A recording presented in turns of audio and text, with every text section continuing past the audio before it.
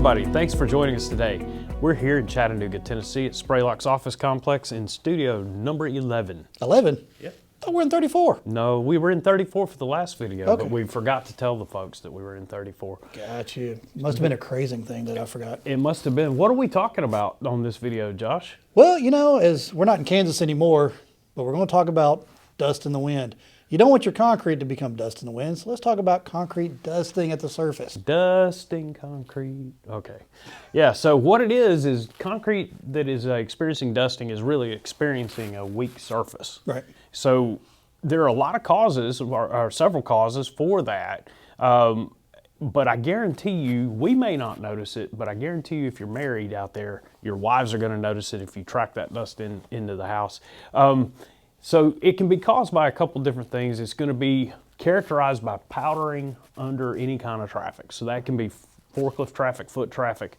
You're going to see a white powder transferring, typically white powder transferring from the concrete to the soles of your shoes. It can even be scratched easily with a nail or a screwdriver or something like that. Or extreme cases, sweeping. Yeah, extreme cases, absolutely. Sweeping will even, you will feel like you can't ever get the floor swept because it continually dusts. Which can create bond problems for you if you're trying to put a flooring down and yeah. adhesive because you don't have that substrate, that good substrate to bond to. Absolutely. So what are some of the causes, Josh? Well, I will say we kind of brought some of these up in crazing, and we're running a series right now. And we're going to get into almost the same causes. So there's a root cause that can create a lot of concrete issues, and one is again finishing while you got your bleed water going on. Yeah. The ability to let that bleed water come through and not trapping it and working it back in. Again, the hot shotting as you described in the other video of throwing cement down to try to dry it up quicker, that'll create a different type of surface on it. Yep. Blessing the concrete as we talked about, throwing extra water down, you know, inefficient curing. That's going to be the first one that we really ought to probably just bring out. Insufficient curing is going to create a lot of issues for you. Yeah, the surface of the concrete's not going to meet its hardness potential, if you will, if you don't cure the concrete properly. All right. Now, I will say one, and it doesn't happen very often, but unfortunately in my years of testing, I've seen it once or twice, and that is inadequate protection from precipitation. Oh, yeah. You know, most everybody looks at their forecast, but occasionally you can't help it. A storm rolls in that you're not expecting. All of a sudden you got a downpour going on, yeah. And if you don't get anything to protect it, that water hits, and if you don't get it off, you're working it back in, which is creating a weakened surface. Sure.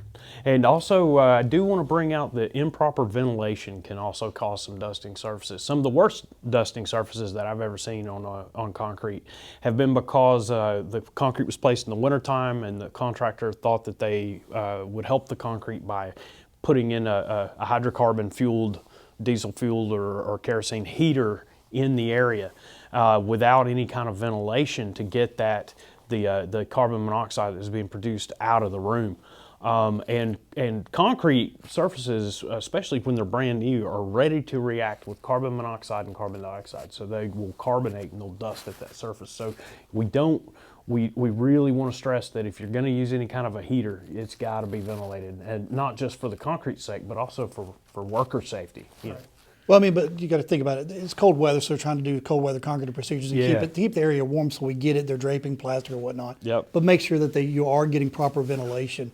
You know, it's not just about one thing, because unfortunately, while doing one, you can create other issues as well. Yep. So some of the ways to prevent dusting, or to help prevent dusting, or you want to use a concrete with the lowest water cement ratio or water to cementitious material ratio as practical, to limit the amount of bleed water that's getting to the surface and those kind of things. You don't want to hot shot the concrete. You don't want to throw dry cement powder on the surface to try to help it in some way. And it's always good to cure your concrete properly. So as soon as you can walk on the surface of the concrete without marring it, it's time to start your curing procedures. So those are some quick tips on ways to minimize the chances of having a dusting slab. Thank you for watching this video. You can subscribe, like us, comment us, or even reach out to us. Go to our website, concreteprotection.com, where we've got more information on it. But anything we can do to help you out. We love concrete. We love what we do. It's not always about our product, but it's about getting the information out there. We've been in the concrete industry for almost 30 years, and we continue to want to do it. So please, thank you, and we'll see you on the next video. Yeah, and hit him up on email at scptech@spraylock.com. Thank you.